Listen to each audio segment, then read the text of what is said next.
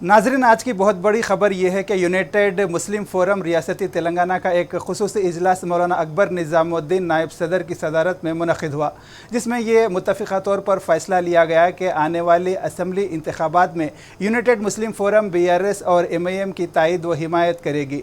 इस सिलसिले में तफसीलात फ़राहम कर रहे हैं T news Urdu editor Khwaja Khayyum Anwar साहब पेश कर रहे हैं। मुलाहिज़ा फरमाइए। इस इजलास में मुनीरुद्दीन मुख्तार जनरल सेक्रेटरी और दीगर भी मौजूद थे।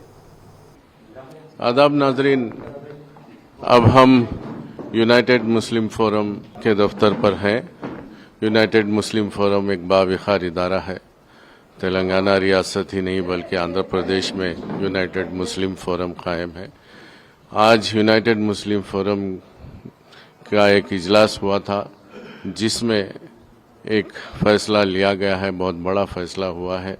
जैसा कि आप जानते हैं कि तेलंगाना रियासत में इलेक्शन होने वाले हैं और तेलंगाना रियासत में इस इलेक्शन के पेश नज़र इस वफद ने तमाम मुख्तलिफ जमातों से मुलाकात की थी, लेकिन आखिर में ये फ़ैसला लिया गया है कि वो BRS पार्टी की सपोर्ट करेंगे आने वाले इंतखाबात में।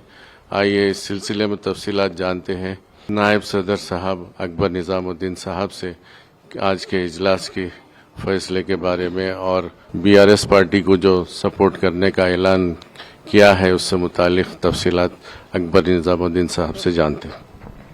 हज़रात, मुस्लिम यूनाइटेड फोरम की तश्कील का मकसद ही ये है कि जब भी रियासत में इलेक्शन होते हैं तो आम्मतुल मुस्लिमीन को रहबरी की जाए कि किस जमात को वोट डालें, ताकि मुस्लिम वोट मुंतशर होकर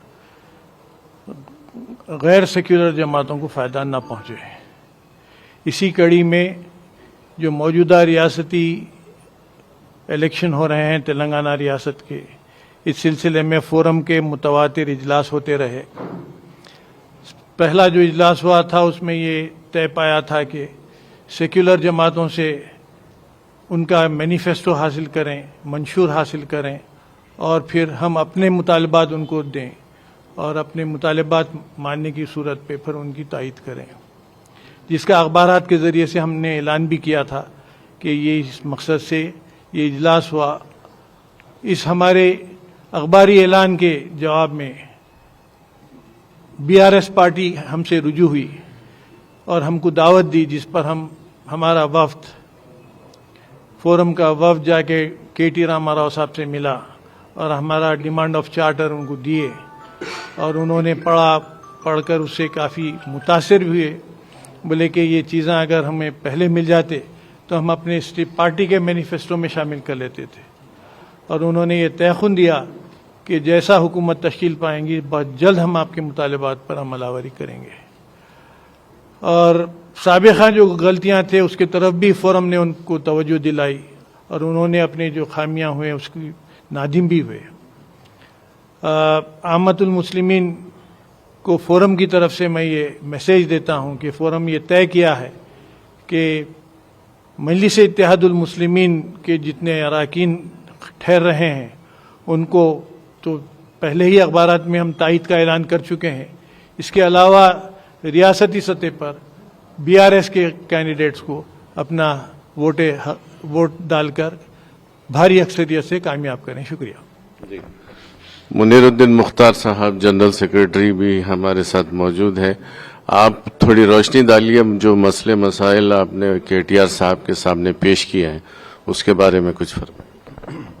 नहीं, जो चार्टर ऑफ डिमांड्स कल पूरा वफद की शक्ल में जो दिया गया था और अल्हम्दुलिल्लाह उसमें तकरीबन चीज़ों को कवर किया गया है और काफ़ी गौर व खौस के बाद ये तय किया गया है कि BRS को और MIM को जो है ना तायद करना चाहिए और उसकी तायद का ऐलान आज किए हैं और उसका प्रेस नोट भी आज जारी कर दिए हैं।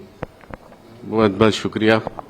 तो नाज़रीन, आपने सुना कि आज के जो इजलास में जो फैसला लिया गया है वो BRS पार्टी और मजलिस इत्तेहादुल मुस्लिमीन को यूनाइटेड मुस्लिम फोरम का सपोर्ट आने वाले इंतखाबात में रहेगा। Over to studios.